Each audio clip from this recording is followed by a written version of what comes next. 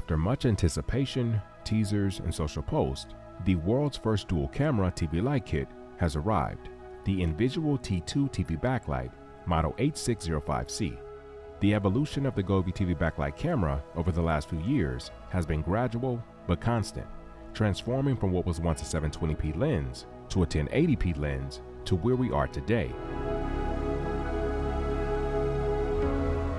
For this video, we'll do a deep dive on the T2, from hardware, specifications, features, capabilities, and live demonstrations against previous systems that rely upon a single camera for color translation. The end game to better understand if in this case, 2 is truly better than 1.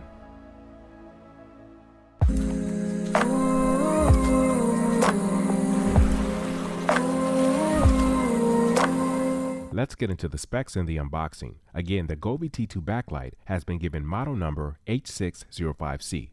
It requires an input of 100 to 240 volts and is specifically designed for displays between 55 and 65 inches. However, I did receive confirmation a version to support 75 to 85 TVs is planned to be released very soon, beginning in the US in early October and mid to late November for regions such as the UK and Europe. I did receive the T2 before mass distribution, which is why it arrived in this very generic white box. Taking a look inside, you can see that everything was secured and packed very well with dark foam padding. At a glance, here's what's included inside. We have the standard Govee service card and user manual, which also doubles as a quick start guide to help you get up and running, the AC power adapter, and a detachable USB-C cable that I was very excited to see, because this means that you could potentially replace it if it ever becomes damaged, or if you need additional length between the camera and the control box, which is what we have up next. At a glance, this control box looks virtually identical to the previous models, such as the A6199 and H605B, but there is a difference here on the T2, which is that the control box no longer uses the USB 3.0 port to attach the camera, which means that cameras are not interchangeable between previous models. Next up, we have the all-new 11.8-foot 4-section light strip. Taking a look at the older version side by side, you can immediately see that the T2 strip has been improved.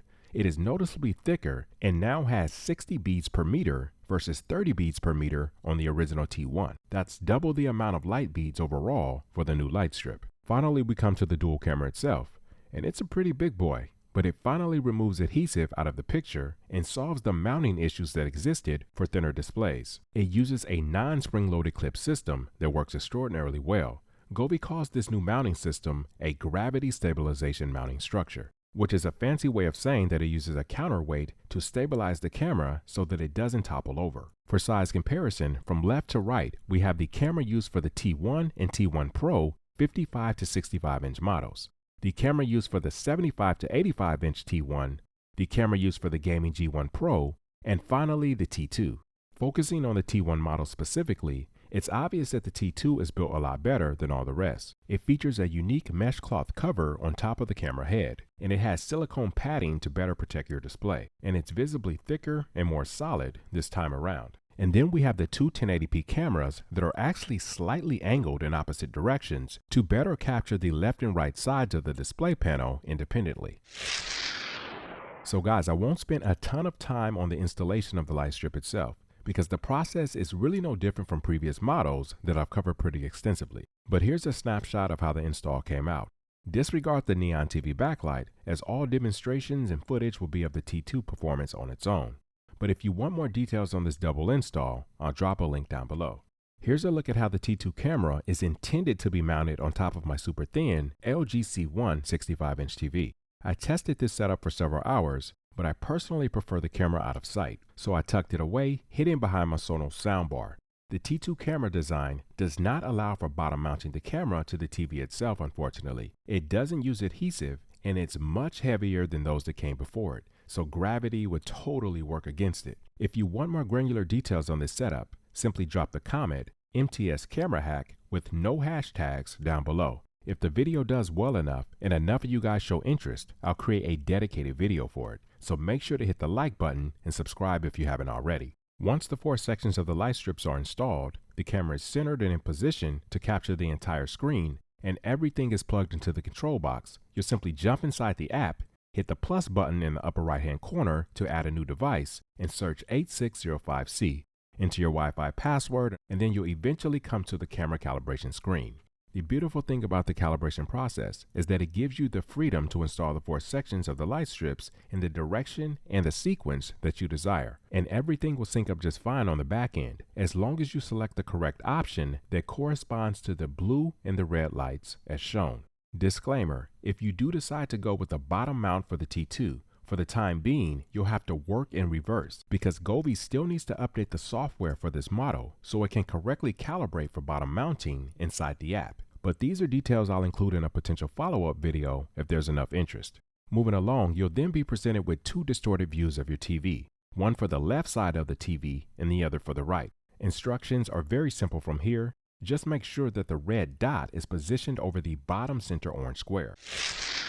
Just to get out in front of a few questions, I've been told that there aren't any current plans to develop a T2 model that will combine the light strip with a pair of light bars, as with the T1 Pro model, unfortunately. However, Govee recently released 15-inch dedicated light bars to fill the need for instances just like this. These upgraded light bars tower over the original design and have a very similar build to the G1 Pro gaming bars, but they cast an even wider light spread due to the aggressive curved design. They can be used on a tabletop or even mounted using the all-new adjustable brackets. But for me, the biggest thing that sets this latest version apart from the others is that the color segment zones for video can be customized inside the DreamView Sync Center, which means that you can have even more accurate color zone mapping. When using the T1 combo kit, for example, because the light bar sat so much lower than my TV, the top segment would often break the immersion as it syncs in accordance with a much higher segment on my light strip. Now with the new dedicated light bars, I can now set all of the bar segments to mimic the lower zones of the light strip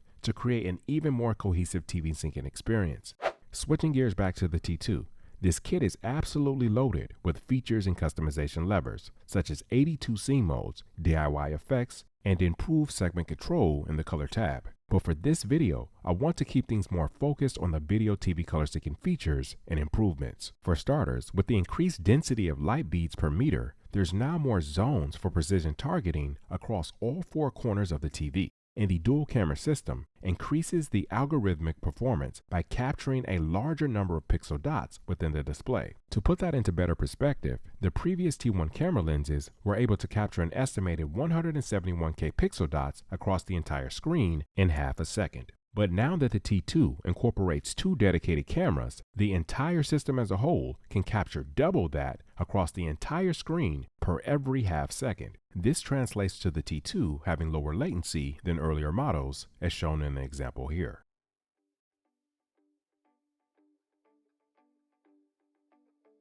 Again, we're talking half a second here, so this is something that's harder for the human eye to discern. But what's easier to see is that more detail and color separation are able to come through on the T2, especially near the corners, as shown in these examples.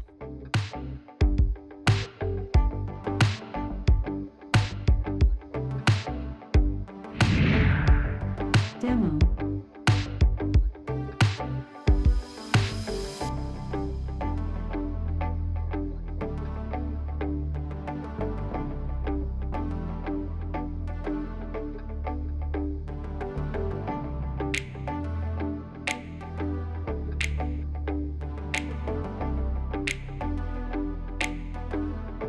Mr. Kid suggests.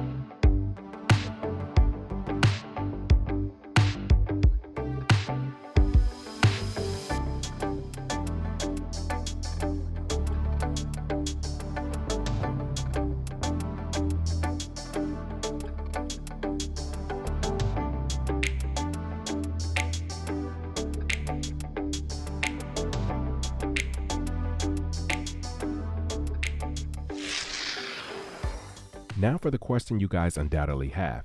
Is the T2 backlight the best option from Govee? The short answer is yes. The technology is much more complex, and the system appears to become a lot less confused when large amounts of colors are moving across the screen. But there are a few caveats, which we'll get into in just a sec. Aside from the more advanced camera, again, 60 light beats per meter is double that of previous models, and they provide a serious boost in brightness and overall light spread. There's also better distinction between multiple colors, as mentioned previously, especially at the four corners of the TV.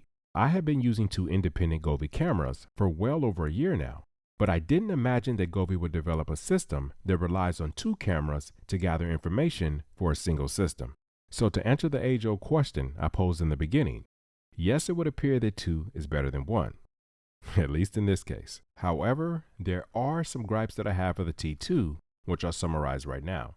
The first is that unlike the T1 products, for Apple users, the T2 doesn't allow you to adjust brightness by device when using the DreamView Sync Center.